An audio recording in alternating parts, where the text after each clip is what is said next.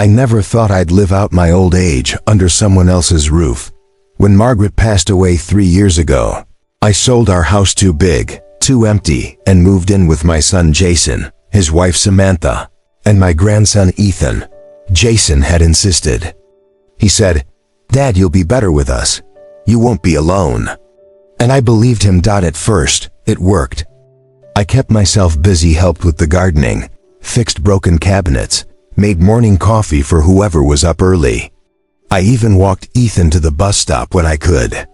I wasn't trying to intrude, just trying to stay useful. But somewhere along the way, that feeling shifted.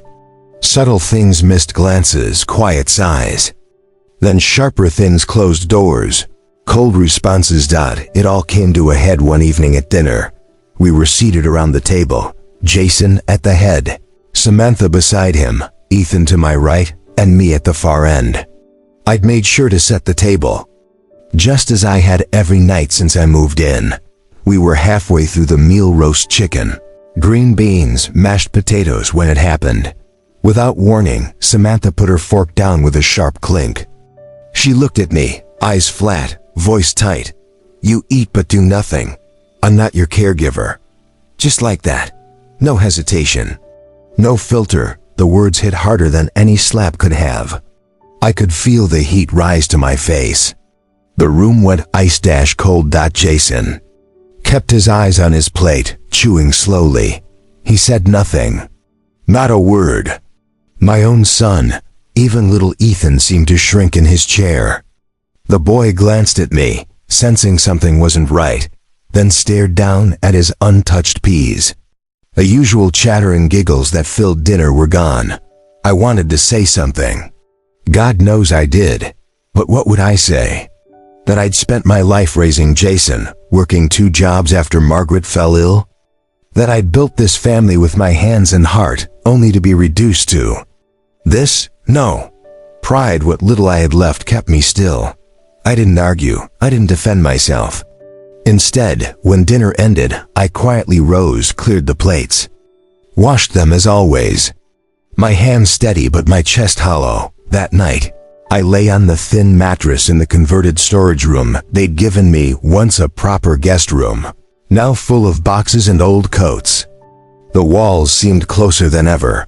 I stared at the ceiling, unable to sleep.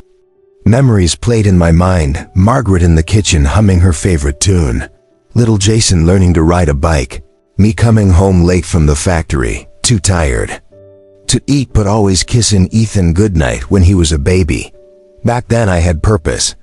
I was needed. Now I was a mouth to feed, an old man in the way. 2 mornings later, I heard them in the kitchen, Jason and Samantha laughing about their weekend trip. They were taking Ethan to the lake cabin for 2 nights. No one invited me. Not even out of courtesy. That was it. The final piece clicked. I knew what I had to do, not out of anger, not revenge, but to reclaim whatever dignity I still possessed. I waited until they left that morning. I packed what little I owned: a change of clothes, a framed photo of Margaret, my late wife's old cookbook, my army discharge papers, a pocket knife I'd had since '68. I folded my blanket, wiped down the kitchen counters, and left the house key and a freshly washed dish towel on the table. No note. No drama. By noon, I was on a city bus headed across town to a small elder care home I'd once visited when an old friend fell ill. Not the fanciest place, not by a long shot, but clean and quiet. A place I could at least call my own. As the bus rumbled down Main Street, I looked out the window at the familiar roads of a life I once built and whispered to myself, "It's time, Henry, you've carried enough." The first night at the care home was the longest night of my life. I lay there on that narrow bed, staring at the ceiling that seemed just a little too close. The room smelled faintly of antiseptic and lavender, not unpleasant, but not familiar. Have I really become a burden? The thought looped in my mind over and over. No matter how I tried to push it away, Margaret would have hated to see me like this. I closed my eyes and tried to remember better times when our little house was full of life and noise, when Jason was just a boy chasing fireflies in the yard, when Margaret used to hum as she folded laundry. For years, I'd carried this family. When Margaret fell sick, I worked double shifts, sometimes triple. I made sure Jason finished college. I kept the house standing, paid the bills, cooked the meals, not out of obligation, out of love. Out of pride in being the man my family needed. Now, I was the man they had no room for. In the quiet of that room, I could almost hear Margaret's voice, soft and steady. Never forget your worth, Henry, not ever. I opened my eyes then. My heart was still heavy, but a flicker of something stirred deep down. Resolve. Come morning, I made a decision. I dressed in my cleanest shirt, combed my hair, and walked down to the front lounge where the payphone hung on the wall, a relic, but reliable. I dialed the number by heart. It had been years, but some friendships don't fade. James Miller speaking, came the warm, familiar voice on the other end. James, it's Henry, I said. Henry, good Lord, it's been too long. How are you holding up, old friend? I've had better days, I replied honestly. I need a favor. I need you to check the deed on my house. There was a pause. Then, you. Still at the old place? No, I said quietly. Things changed. I didn't offer more, and he didn't press. He was Margaret's oldest friend and a damn good lawyer. The kind who understood more than you said. I'll look into it first thing, he promised. By that afternoon, James called me back. Henry, I don't know if you remember this, but back in '94, Margaret had you put on the deed when the second mortgage was cleared. You are the sole legal owner, have been for years. I leaned back against the wall, phone pressed to my ear. So the house was mine. All those years. And somehow I'd forgotten that small but vital detail. James, I said slowly, I want to sell it. Are you sure? I'm not doing this to hurt anyone, I told him. I'm doing this to get my dignity back. Understood, he replied. We can keep it quiet. I'll handle everything. We agreed on the next steps. No calls to Jason, no warnings. Quiet and legal. Just as Margaret would have done, calm, deliberate, with her chin held high. That night, for the first time in weeks, I slept without tossing. Life at the home wasn't perfect, but it was simple, predictable. No cold glances. No whispered remarks at the dinner table. In the lounge that afternoon, I met Helen, a spry woman in her late 70s with sharp wit and bright eyes. Her son had moved to Texas and left her here. Another story of abandonment. We recognized the ache in each other instantly. She greeted me with a knowing smile. New here? First week, I said. Name's Henry. Helen, she replied. Stick with me, Henry. This place can feel cold unless you warm it up yourself. She was right. Bit by bit, I found ways to stay useful. I started folding laundry for the other residents. I read letters for those whose eyesight had faded. Fixed the wheels on an old walker. Simple things. But they mattered. For the first time in a long while, I felt needed again. One evening, after helping Helen arrange flowers in the common room, she looked at me and said, You're not one to sit still, are you? Never have been, I smiled. And for the first time since I left Jason's house, I remembered who I was. Not a burden, not someone to be tolerated. A man with value. A man with purpose. The wheels were in motion. Now. James was handling the paperwork. The house would be sold soon enough. And me? I was starting to remember how to stand tall again. A few months later, the call came from James. It's done, Henry, he said. The house is sold. The funds have been transferred to your account this morning. I sat there in the small lounge at the care home, holding the phone in my hand a little longer than necessary. Not because I doubted the news, but because, in that moment, it felt like something more than a transaction. It felt like a turning point. Not revenge, not triumph, just closure. Of course, the peace didn't last long. 2 days later, my phone rang again. Jason. Dad, what the hell did you do? His voice was sharp, angry. I could hear Samantha shouting in the background. That was my house, Jason, I said calmly. Always was. I simply reclaimed what was mine. You blindsided us. We were living there, he snapped. I lived there too once, I reminded him. Before I became invisible in my own home, there was a pause. Then more shouting, accusations. But I stayed quiet. I didn't owe them an explanation. That evening, I sat in my room and opened an old wooden box I hadn't touched in years. Inside was a worn leather notebook, Margaret's gift on our 25th anniversary. She'd always encouraged me to keep records, even of the little things. As I flipped through the pages, memories came flooding back.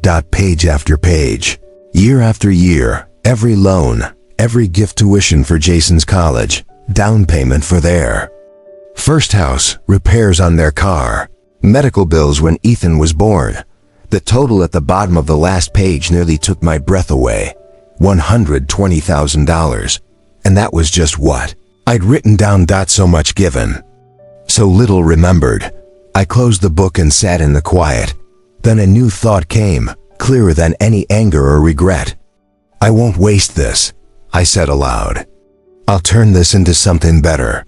That night, I made a new plan. Within the month, I founded a small 2-story house on the edge of town. Needed some love, but the bones were good. Big enough to hold a new dream. I bought it. And on the front gate, I hung a hand-painted sign. Haven House, no one here proves their worth to stay. It was Margaret's words that had inspired it. Her belief that everyone deserved dignity.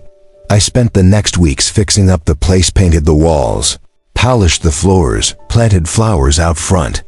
No fancy chandeliers or designer couches, just warmth and welcome.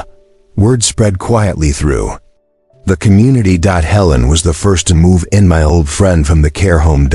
Then came Beatrice, a retired schoolteacher who'd lost her apartment when her pension ran dry. Next was Marion, the sweet florist from town whose kids had stopped visiting years ago. And finally, Rolanda, widow with a kind heart and a talent for cooking that soon filled the house with the smell of fresh bread and stews. We weren't a care facility. We weren't a charity. We were family. No one had to justify their place.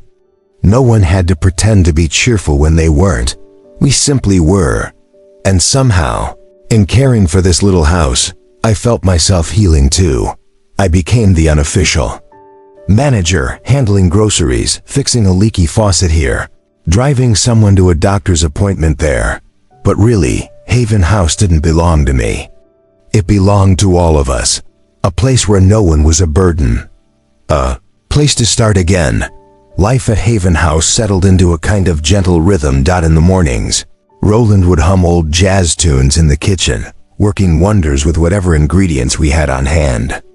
The smell of cinnamon and fresh bread wafted through the halls. Helen, Beatrice, Marian, and I would sip coffee at the sunlit table, our talk soft but rich, books, old memories. The small joys of each day. Afternoons were for tending the garden or mending things around the house. Marian loved to arrange flowers by the windows. Helen had a knack for knitting scarves, little blankets.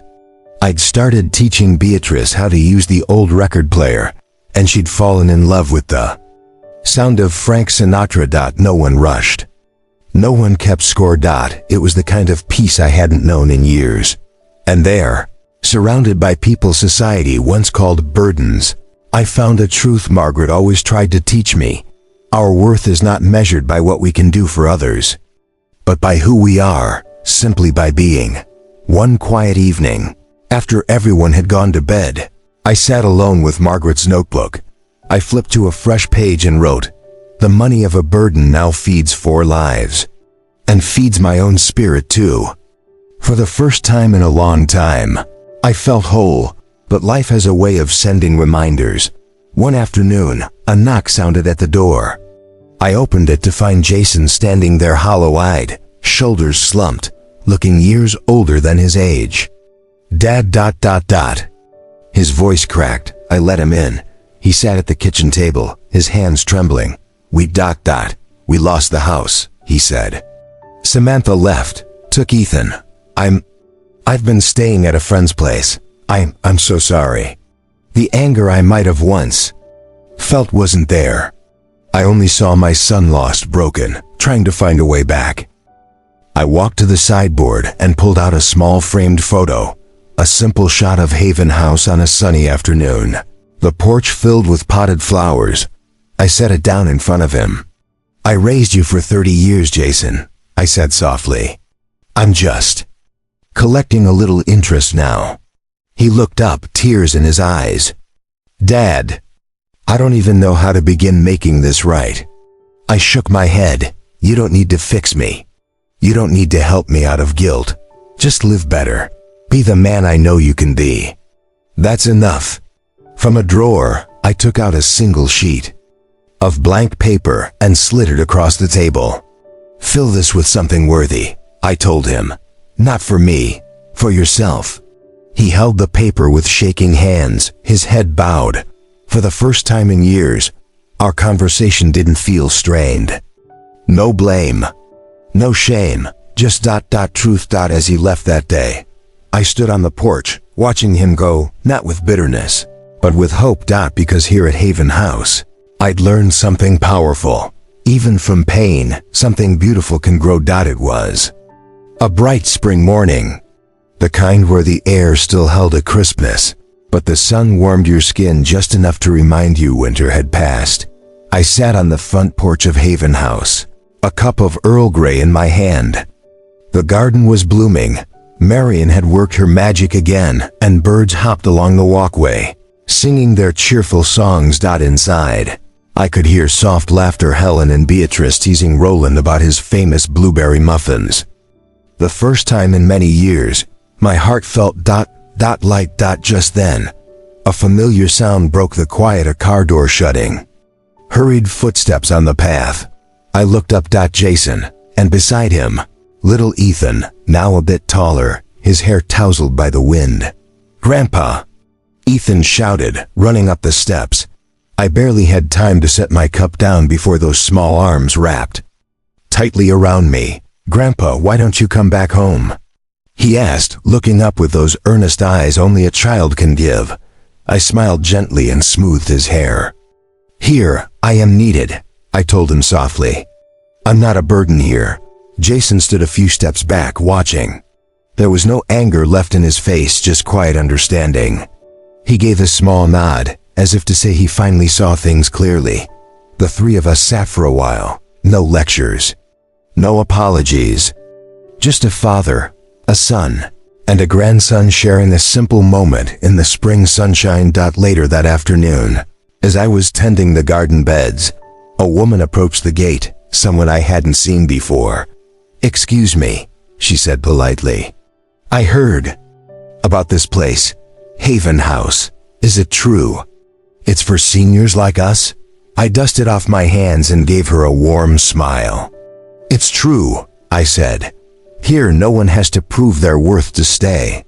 No one is a burden. We're just people, helping one another find peace again.